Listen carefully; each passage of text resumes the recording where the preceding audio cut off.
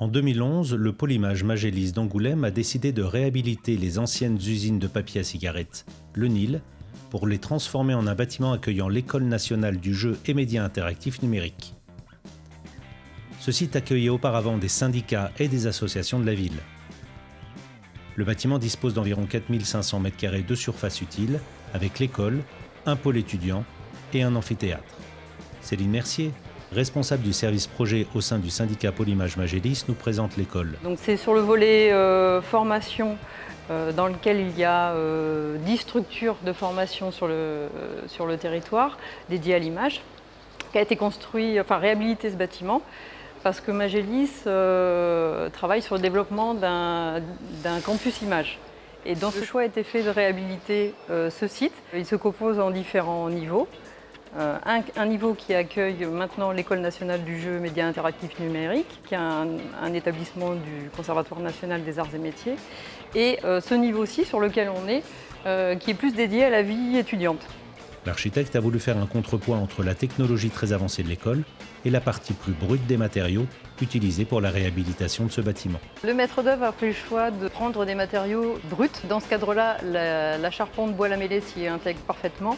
En plus de l'atrium, un autre espace partagé est l'amphithéâtre de 350 m². La coque externe est en clin d'épicéa. La structure interne est en ossature bois classique, avec un habillage intérieur en Douglas pour l'acoustique. Jean-Marc Beffre, architecte à Angoulême, désigné en 2011 sur la démarche qu'il proposait dans son projet de réhabilitation du site, nous retrace les spécificités de ces vieux corps de bâtiment. Le bâtiment existant ne pouvait pas recevoir de charge nouvelle, donc on a fait une contre-structure avec des poteaux bois qui s'appuient sur des poteaux béton qui sont dessous, avec des micro-pieux qui fondent indépendamment des bâtiments existants. L'étape suivante qu'on a faite, c'est de couvrir tout ça par cette grande charpente de bois lamellé qui vient donner une toute autre unité au bâtiment et vient lui donner une autre échelle aussi, une échelle de bâtiment public. Un double système d'arcature prend appui sur les points existants.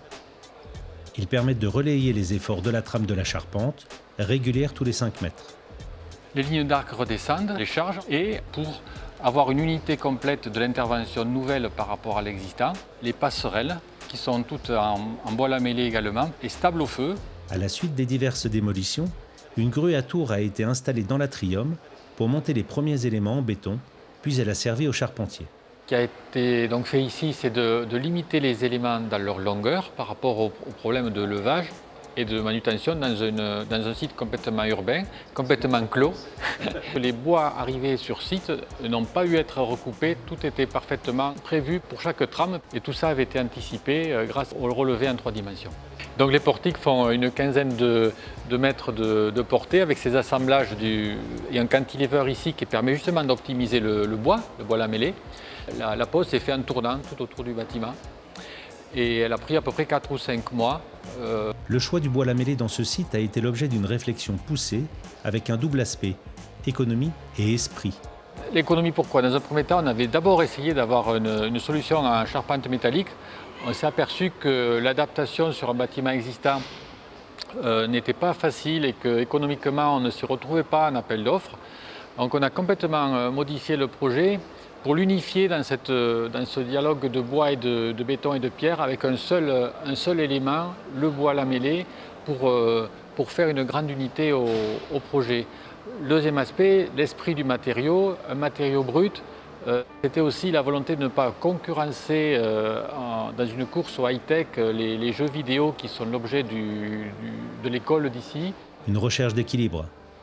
High-tech et hyper-sophistication du numérique d'un côté, simplicité et naturel du bois de l'autre.